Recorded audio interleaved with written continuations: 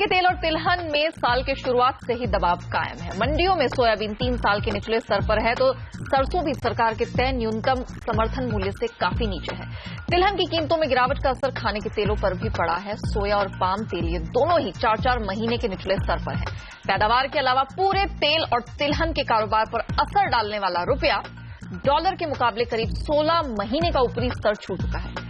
ऐसे में एक ही सवाल सबके जहन में है, आगे कैसे रहेगी तिलहन की चाल और खाने के तेलों का कैसा रहेगा कारोबार।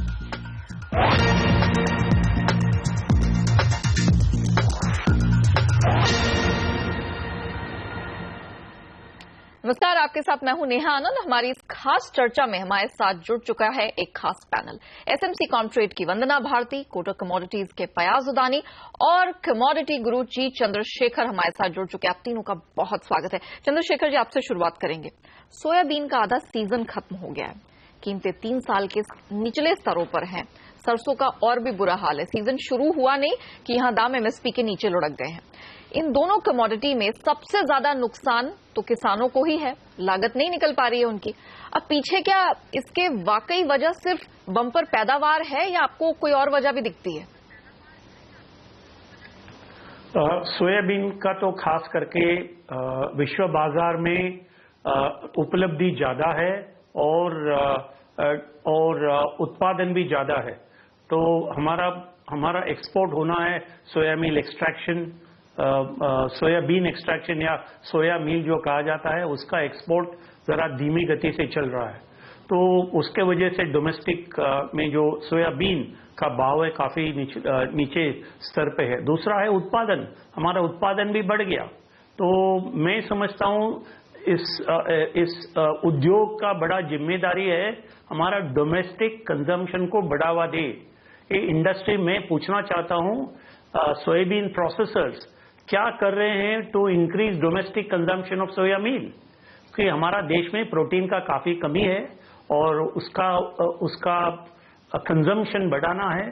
तो एक तरफ तो एक्सपोर्ट मार्केट है, करिए आप जितना एक्सपोर्ट हो सकता है करिए, मगर दूसरी ओर है हमारा देश में प्रोटीन डेफिशिएंसी, तो उसकी ओर भी ध्यान देना चाहिए। और जब तक ये ध्यान नहीं देते हैं कंजम्पशन साइड में भी यहाँ पर निकल कर आ रही है कि खपत को बढ़ावा नहीं दिया जा रहा है। चलिए सर, ये बात तो हो गई सोयाबीन की। ब्राजील में रिकॉर्ड सोयाबीन है, उसका भी दबाव है, लेकिन क्या ये माना जाए कि फिर इस साल कीमतें ऐसी की ऐसी ही बनी रहेंगी? क्योंकि वैसे भी भारत में अब हम देख रहे हैं कि अब सरसों की आवक भी शुरू हो गई है।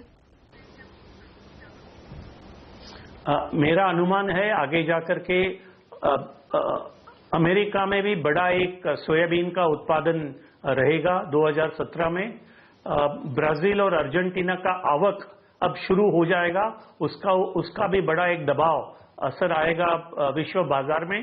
तो मैं समझता हूं आगे 6-8 महीने के लिए ऐसा एक मंदी का ही रुख चलेगा और जितना सोया मील का डिमांड है विश्व भर, उसके वजह से सोयाबीन का ज्यादा क्रशिंग होगा, उसके वजह से सोया तेल ज्यादा निकलेगा और तेल का भी भाव में काफी कमजोरी हमें दिख सकता है। तो it is a soybean complex, पूरा कॉम्प्लेक्स में काफी दबाव रहेगा आगे 6 महीना तक।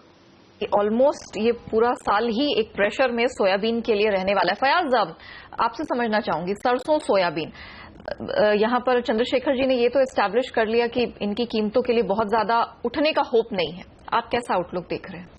देखिए, फंडामेंटली अगर कमोडिटी की बात करें तो सोया मील पिकअप नहीं हो रहा है और सोया ऑयल हम इंपोर्ट कर रहे हैं, तो इस वजह से सोयाबीन में बहुत बड़ी तेजी आ जाए ऐसा तो कोई माहौल नहीं है। लेकिन अगर आप प्राइस नियर टर्म पर्सपेक्टिव की बात करें, शायद एक 10 दिन 15 दिन के लिहाज से, तो एक मैं यहाँ पर बात ये कहना चाहूंगा कि 4200 के सोयाबीन के भाव टूटते टूटते तकरीबन 2800 रुपए तक आ चुके हैं।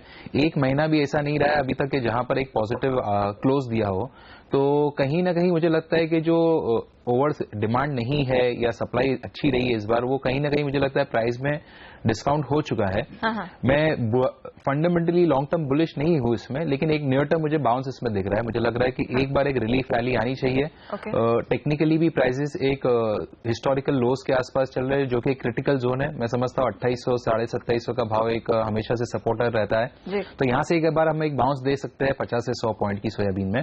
अगर मस्टर्ड की बात की जाए तो हमने देखा कि 3750 $38 के नीचे वायदा मार्केट जो है फिलहाल टिक नहीं, उसके नीचे नहीं टिक पा रहा है। और हमने लेटली बाउंस देखी, आज भी हम देख रहे हैं कि 3880 तक मार्केट गई थी। 68-72 का ब्रॉडली रेंज है क्रॉप का, जो मुझे लगता है कहीं ना कहीं प्राइजेस में नंबर्स डिस्काउंट हो चुके हैं, लेकिन अराइवल डिस्काउंट होना भी बाकी है। अप्रैल में अगर अराइवल बढ़ जाती है तो प्राइजेस शायद प्रेशर में आ जाए। लेकिन उसके पहले भी मुझे एक मस्टर्ड में भी एक रिलीफ रैली लग रही है। मुझे लग रहा है कि 3930 से लेकर 3960 तक बाजार जा सकती है, और उसके बाद अराइवल्स बढ़ने पर फिर दोबारा शायद प्राइस में प्रेशर आ जाए। ओके, ये आप जो लगातार बात कर रहे हैं फयाज, एक तो आपने टेक्निकल प्रोस्पेक्ट बताया कि छोटी अवधि में जो बाउंस बैक की आपने बात की, दूसरा आपने कहा कि लंबी अवधि के लिए जो बम्पर पैदावार है वो जिम्मेदार है। लेकिन एक और फैक्टर जो मैं यहाँ जोड़ना चाहती हूँ वो है रुपी का। खाने के तेलों में हम देखते हैं कि रुपी का कमजोर होना, मजबूत होना एक बहुत बड़ा असर डालता है। इस बार हमने कुछ वैसा ही देखा है, रुपया 16 महीने की ऊंचाई पर जाता दिखा है डॉलर के मुकाबले। जाहिर सी बात है, इससे हमने देखा ऑयल मील का जो एक्सपोर्ट है वो प्रभावित हुआ है। तो क्या माने कि इससे भी सोयाबीन और सरसों पर अभी भी खतरा मंडरा रहा है इसकी कीमतों पर? इसे आप कैसे फिर रीड करेंगे रुपए के फैक्टर को? देखिए, ऑयल पर्सपेक्टिव से अगर मैं बात करूं तो रेपसीड ऑयल हम इंपोर्ट करते हैं, लेकिन बहुत बड़ी क्वांटिटी हम इंपोर्ट नहीं करते हैं। मोटा मोटी 3 से 4 लाख टन का इंपोर्ट होता है। अगर सोया ऑयल की बात करें तो हम काफी हद तक बड़ी क्वांटिटी इंपोर्ट करते हैं। वो वहां ये देखा जाता है कि पाम के साथ वो कितना एक्सपेंसिव है, कम एक्सपेंसिव है तो शायद ज्यादा इंपोर्ट हो जाता है। तो अगर बीन ऑयल सीड्स की तरफ से कुछ इतना मुझे नहीं लगता इम्पैक्ट आता है, लेकिन हाँ ऑयल्स की तरफ से प्रेशर आता है। अगर सोया ऑयल इंटरनेशनली अगर कम दाम हो जाते हैं तो यहाँ पर सोयाबीन के प्राइस भी ऊपर टिकना थोड़ा मुश्किल हो जाता है, क्योंकि फिलहाल जो है वो ऑयल ही है जो ऑयल सीड्स को ड्राइव कर रहा है, ना कि मील है इंडियन मार्केट्स के अंदर। तो उस लिहाज से अगर ग्लोबली अगर वेज ऑयल के प्राइस नीचे आते हैं तो दबाव जो है यहाँ पर डोमेस्टिक मार्केट में ऑयल सीड्स पे बना रहेगा।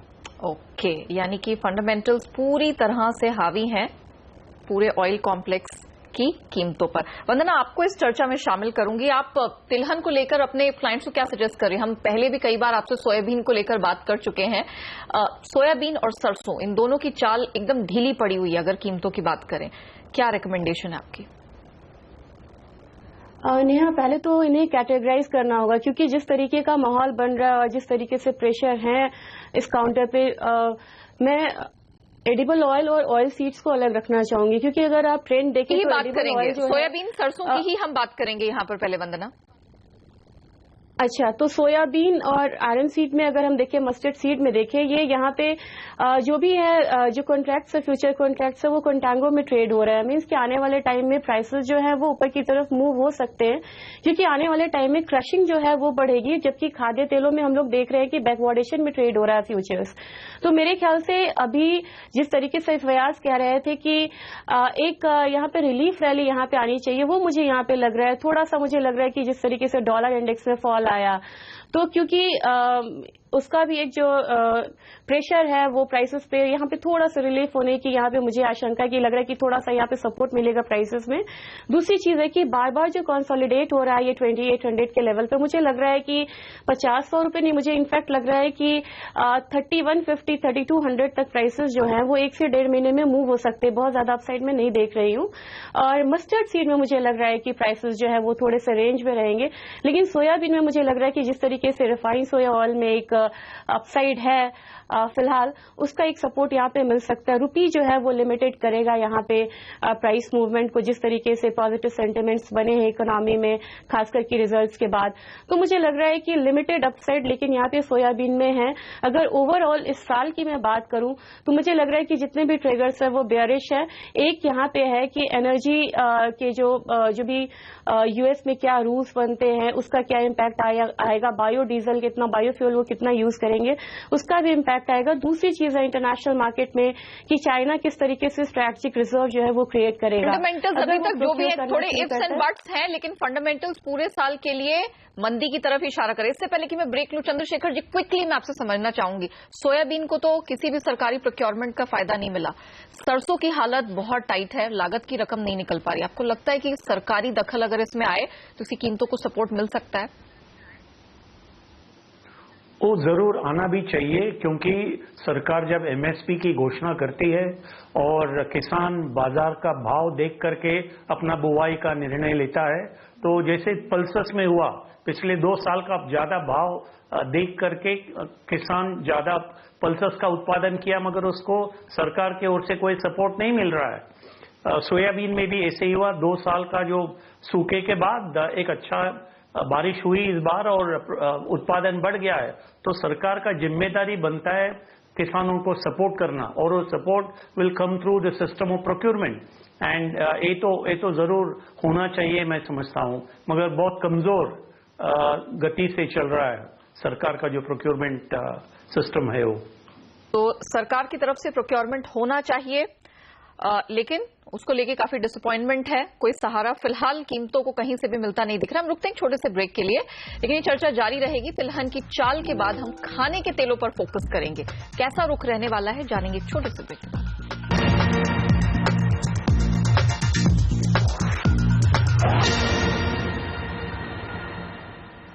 Welcome back. अब बात करते हैं खाने के तेलों की। चंद्रशेखर जी, खाने के तेल भी हम देख रहे हैं काफी निचले स्तरों पर चल रहे हैं। क्या इसके पीछे भी वजह तिलहन की कीमतों में गिरावट है, या इनके अपने भी कोई फैक्टर्स है जो दबाव डाल रहे हैं?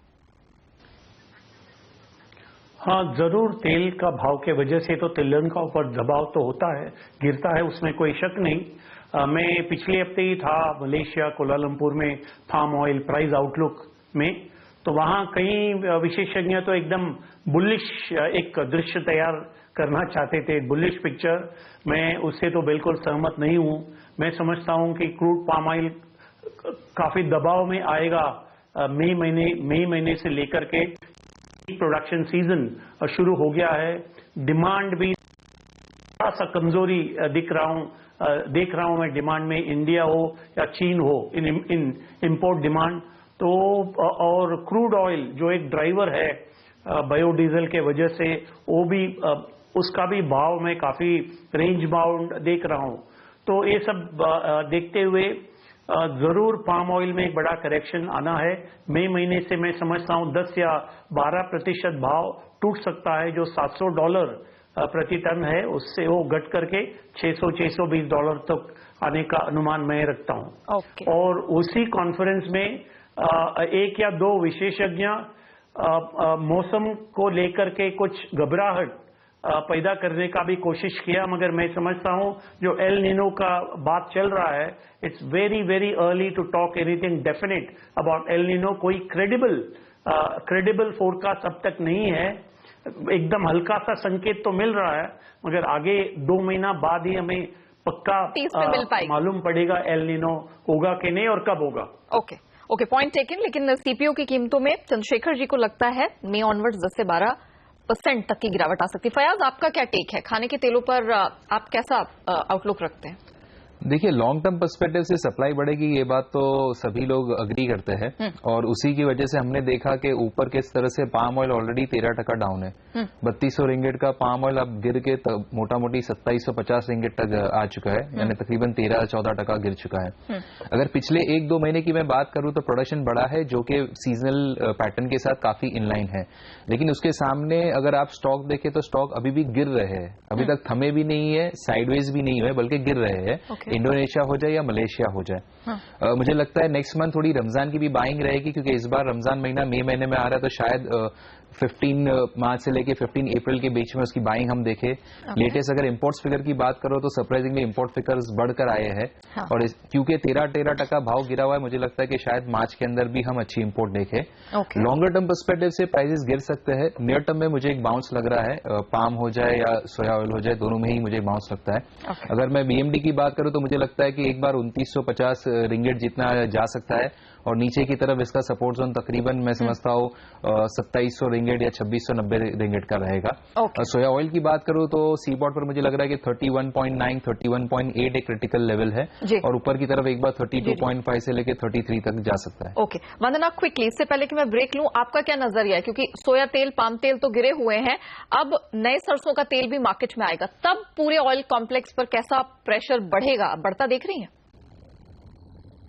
मुझे लग रहा है क्योंकि काफी फर्क यहाँ पे आएगा और मुझे लग रहा है कि एक बार 505 या 510 के रेंज तक आ सकता है यहाँ पे क्रूड पाम ऑयल। रही बात रिफाइंड सोया ऑयल की, तो मुझे लग रहा है कि रिफाइंड सोया ऑयल में भी 15 से 20 रुपए तक की जो गिरावट है वो देखने को मिलेगी, लेकिन मुझे बहुत ज्यादा शार्प फॉल नहीं लग रहा है कि प्राइसेस यहाँ से 20% या 25% टूटेंगे, क्योंकि सोयाबीन और मस्टर्ड में मुझे नहीं लग रहा कि खासकर सोयाबीन में जो प्राइसेस जो है वो कहीं ना कहीं 2230 से हो जाएंगे, ऐसा नहीं लग रहा। मुझे लग रहा है कि हर बार प्राइसेस जो है वो 2600 से 2800 के लेवल पे जाके कंसोलिडेट करेंगे, ऊपर आएंगे और उसका जो फाइनल इम्पैक्ट है वो एडिबल ऑयल। आप बेसिकली मानती हैं कि कीमतों में, खाने के तेलों में एक दबाव देखने को मिलेगा। हम आपकी स्ट्रैटेजी समझेंगे, लेकिन फिलहाल वक्त हुआ एक छोटे से ब्रेक का।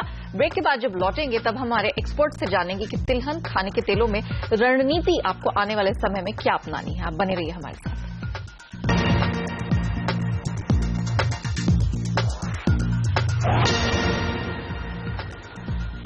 Welcome back. तिलहन और खाने के तेलों की कीमतों पर दबाव लगातार बना हुआ है। मल्टी मंथ लोस पर ये कमोडिटीज ट्रेड कर रही हैं। आगे क्या रणनीति होगी, फयाज आप बताइए, स्ट्रैटेजी क्या लेकर चलेंगे आप?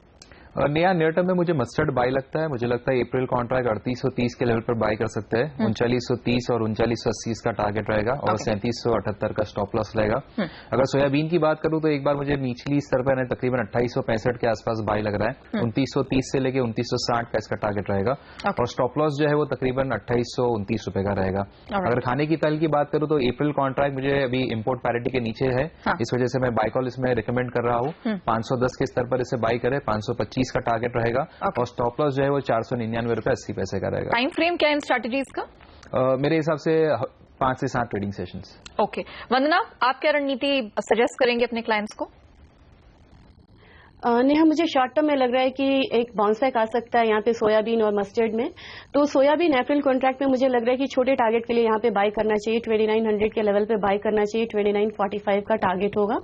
2880 का यहाँ पे स्टॉप लॉस मेंटेन करके चलना चाहिए। दूसरी कमोडिटी आज हम लोगों ने अच्छा मूव आते हुए देखा, मस्टर्ड सीड में मुझे लग रहा है कि अगर 3875 के लेवल पे भी बाय करते हैं तो 3920 के लेवल तक के लिए यहाँ पे बाय करना चाहिए। जो स्टॉप लॉस यहाँ पे लगाना होगा वो 3855 का होगा। ऑलराइट, क्विकली इससे पहले कि मैं आप सबसे इजाजत लूं, Chandrashekhar ji, word of caution खाने के तेलों तिलहन में पैसा लगाने वालों को।